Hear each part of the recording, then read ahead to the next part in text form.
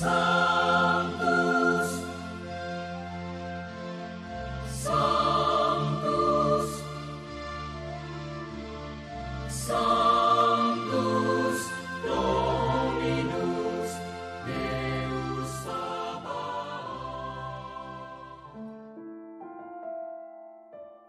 Salam jumpa kembali saudara-saudariku yang terkasih dalam Tuhan kita Yesus Kristus. Salam sejahtera untuk kita semua. Berkat Allah yang Maha Kuasa senantiasa menyertai kita. Marilah kita mendengarkan dan merenungkan bacaan-bacaan kitab suci hari Kamis tanggal 16 Oktober tahun 2025. Dalam nama Bapa dan Putra dan Roh Kudus. Amin. Bacaan pertama dari surat Rasul Paulus kepada jemaat di Roma, bab 3 ayat 21 sampai 30. Saudara-saudara, tanpa hukum Taurat, kebenaran Allah kini telah dinyatakan seperti yang sudah disaksikan dalam kitab Taurat dan kitab-kitab para nabi, yaitu kebenaran Allah karena iman dalam Yesus Kristus bagi semua orang yang percaya. Sebab tidak ada lagi pembedaan. Semua orang telah berbuat dosa dan kehilangan kemuliaan Allah, dan oleh kasih karunia Allah, semua telah dibenarkan dengan cuma-cuma karena penebusan dalam Kristus Yesus. Kristus Yesus telah ditetapkan oleh Allah menjadi jalan pendamaian karena iman dalam darah-Nya. Hal ini Ia perbuat untuk menunjukkan keadilan-Nya karena Ia telah membiarkan dosa-dosa terjadi dahulu pada masa kesabaran-Nya. Maksudnya ialah untuk menunjukkan keadilan-Nya pada masa kini supaya nyata bahwa Ia benar dan bahwa Ia juga membenarkan orang yang percaya kepada Yesus. Jika demikian, apakah masih ada alasan untuk bermegah? Tidak ada. Berdasarkan apa? Berdasarkan perbuatan? Tidak, melainkan berdasarkan iman. Sebab kami yakin bahwa manusia dibenarkan karena iman dan bukan karena ia melakukan hukum Taurat. Atau adakah Allah hanya Allah orang Yahudi saja? Bukankah Ia juga Allah bangsa-bangsa lain? Ya, benar.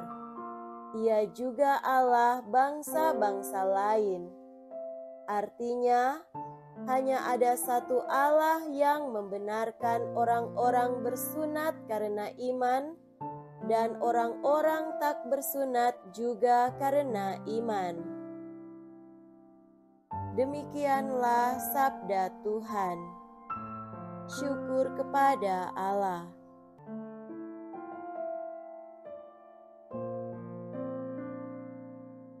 Semoga Tuhan beserta kita sekarang dan selama-lamanya.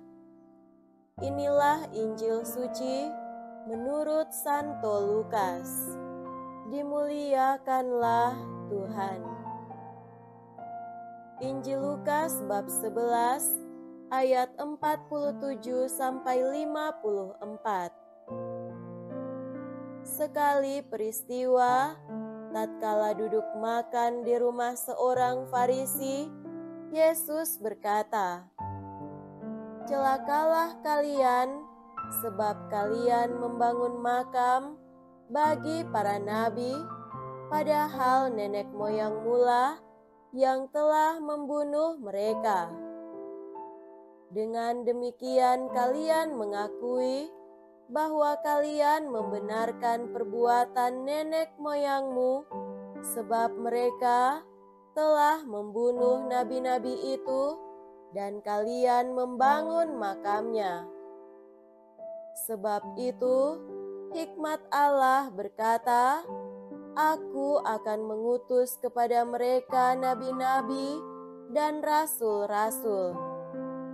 Tetapi separuh dari antara para nabi dan para rasul itu akan mereka bunuh dan mereka aniaya. Maka dari angkatan ini akan dituntut darah semua nabi yang telah tertumpah sejak dunia dijadikan, mulai dari darah Habel sampai kepada darah Sakaria yang telah dibunuh di antara mezbah dan rumah Allah. Bahkan aku berkata kepadamu, semuanya itu akan dituntut dari angkatan ini. Celakalah kalian, hai ahli-ahli Taurat, sebab kalian telah mengambil kunci pengetahuan. Kalian sendiri tidak masuk ke dalamnya, tetapi orang yang berusaha masuk, kalian halang-halangi. Dan setelah Yesus berangkat dari tempat itu, para ahli Taurat dan orang Farisi terus-menerus mengintai dan membanjirinya dengan rupa-rupa soal. Dengan itu, mereka berusaha memancingnya supaya mereka dapat menangkapnya berdasarkan sesuatu yang diucapkannya. Demikianlah sabda Tuhan. Terpujilah Kristus.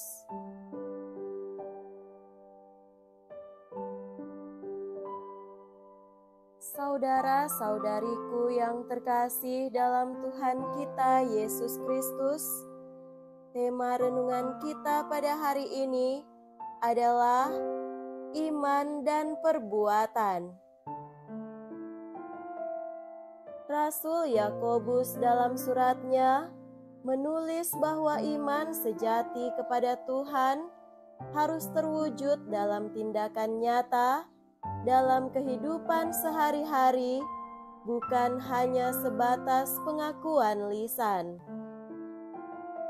Jika iman tidak disertai perbuatan, maka iman tersebut dianggap mati atau tidak memiliki kekuatan untuk menyelamatkan.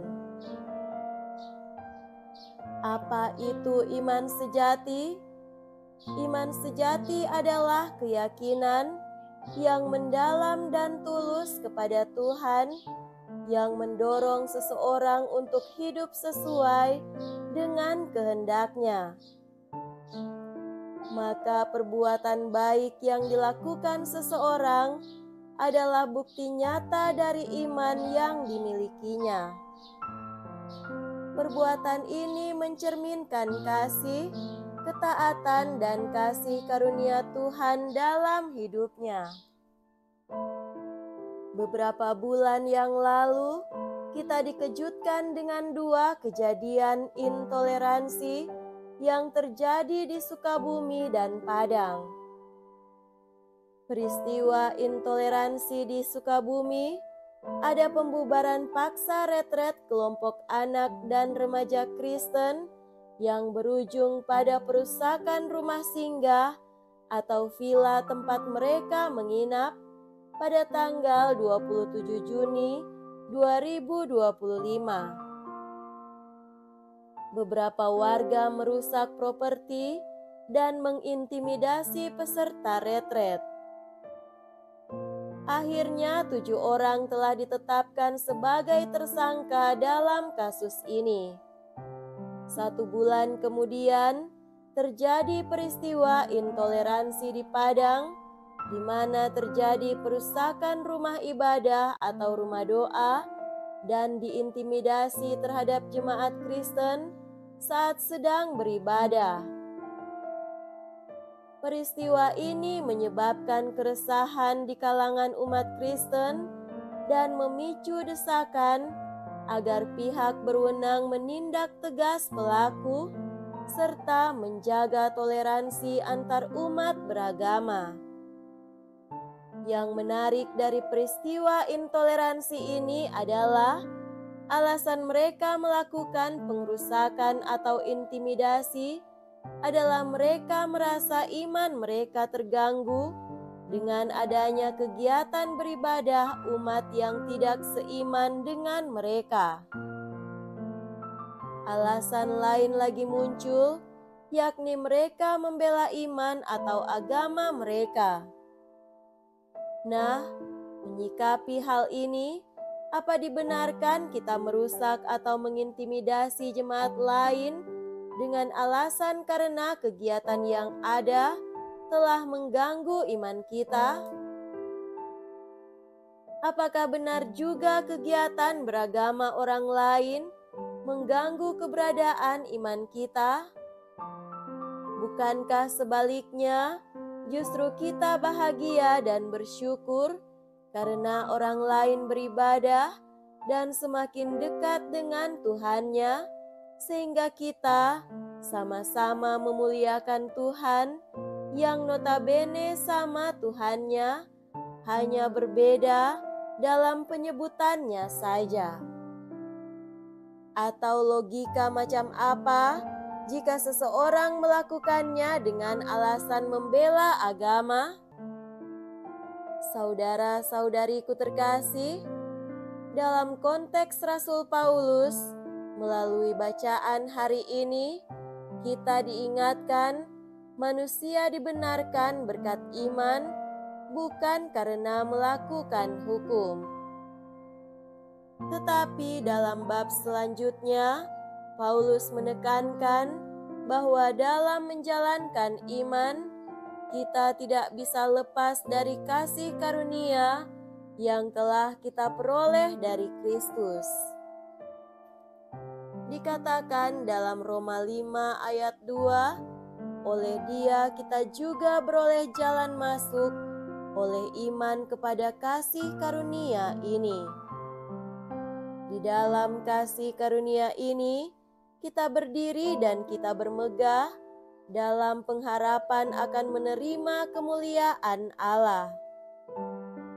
Di sini kita melihat adanya pemahaman yang sama antara Rasul Paulus dan Rasul Yakobus. Iman seseorang tidak bisa berdiri sendiri tanpa adanya perbuatan kasih yang menjadi ekspresi dari iman itu sendiri. Maka, kalau seseorang menyatakan dirinya beriman, apapun agamanya, maka iman itu harus nyata dalam perbuatan sehari-hari yang nampak nyata dalam cara pandang dan cara berelasi dengan umat beragama lain. Kalau kita merasa diri beriman dalam agama tertentu, tetapi kemudian dia memusuhi atau membenci agama lain, apapun alasannya, pasti itu sudah tidak bisa dibenarkan dengan argumentasi apapun. Dengan beragama, diharapkan kita semakin menjadi pribadi yang berakhlak dan bermoral. Jangan sebaliknya, dengan agama kita semakin kelihatan tidak berakhlak dan tidak bermoral. Kalau itu terjadi, orang tersebut sudah pasti salah dalam penghayatan agama dan imannya. Saudara-saudariku seiman, dalam bacaan Injil hari ini, Lukas menegaskan apa yang menjadi permenungan kita tadi, bahwa dalam Injilnya, Lukas mengatakan Yesus mengecam orang Farisi dan para ahli Taurat dengan berkata, "Celakalah kalian." Dengan sangat jelas dan lugas, Yesus mengecam mereka yang hanya bisa berteriak, "Tuhan," tapi tidak menjalankan dengan semestinya. Yesus berada di garis depan untuk menyuarakan suara kenabian, untuk melawan mereka yang menyalahgunakan agama atau hukum Tuhan untuk kepentingan pribadi mereka.